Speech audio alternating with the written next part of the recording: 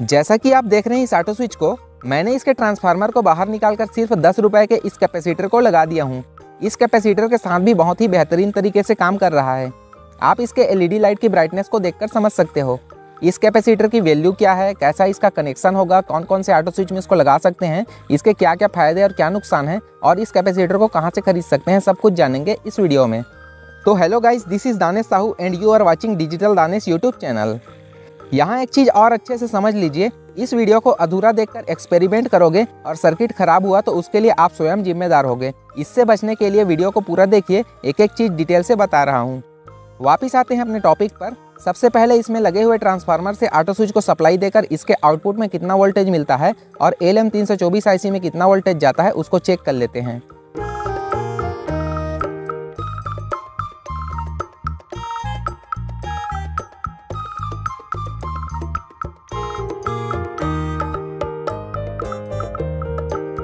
आप यहाँ देख सकते हैं ट्रांसफार्मर से लगभग 13 वोल्ट आउटपुट मिल रहा है।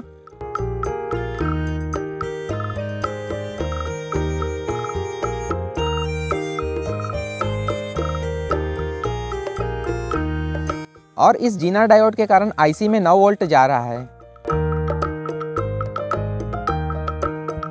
अब इस ट्रांसफार्मर को बाहर निकाल लेते हैं और कैपेसिटर को लगाते हैं।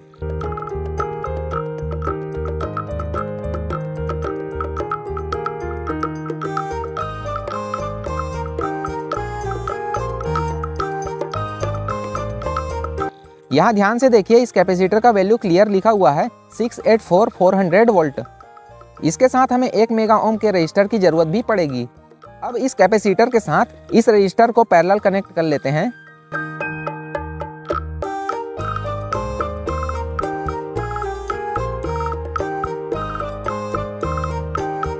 ऐसे ही टोटल 2 सेट बना लेते हैं।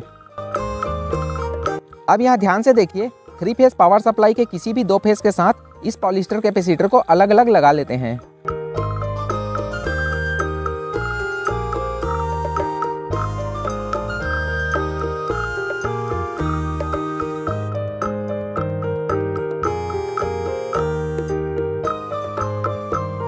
इसके बाद कैपेसिटर के आउटपुट को जंपर वायर लगाकर सर्किट में जहां पर ट्रांसफार्मर का आउटपुट लगा हुआ था उसमें लगा लेते हैं। यहाँ मैं आप लोगों को सिर्फ ऑपरेट करके दिखा रहा हूँ, लेकिन जब भी आप इसको लगाएं तो ध्यान रखें कि सोल्डरिंग अच्छे से लगा हो, कहीं पर भी शॉर्ट सर्किट ना हो। इसके लिए आप फायर रेजिस्टिव स्लीव का उपयोग कर सकते हैं। इसके अलावा एक चीज़ और ध्यान में रखना, लास्ट में इसके कवर बॉक्स को बंद करते टाइम कैपेसिटर या कोई भी पार्ट्स बॉडी के कहीं भी कॉन्टैक्ट में ना रहे, नहीं तो बॉक्स बंद करने में दिक्कत होगी। अब बात करते हैं कौन कौन से ऑटो स्विच में इसको लगा सकते हैं। जैसा कि आप इन दोनों सर्किट को देख रहे हो, जिस सर्किट के पावर इनपुट के रेक्टिफायर डायोड के बाद जीना डायोड लगा हुआ है उसी में ही काम करेगा। इसका एक पहचान और है कि जिस सर्किट में टोटल 2 जीना डायोड लगा हुआ है उसी में काम करेगा। ज़्यादातर सर्किट में आपको 2 जीना डायोड वाला ही मिलेगा। बात करें इसके फायदे और नुकसान की, तो इसमें नुकसान कम और फायदा ज़्यादा है। पहला फायदा यह है कि ट्रांसफार्मर मिलता है लगभग 150 रुपए का और ये कैपेसिटर मिलता है लगभग 10 रुपए का, तो पैसे बचाओ और अपना जेब गर्म रखो। दूसरा फायदा यह है, कई बार ट्रांसफार्मर मार्केट में उपलब्ध नहीं होता है, बहुत भटकना पड़ता है, लेकिन कैपेसिटर आपको आसानी से टीवी रिपेयरिंग का जहां सामान मिलता है या इलेक्ट्रॉनिक्स का जहां सामान मिलता है वहां आसानी से मिल जाएगा।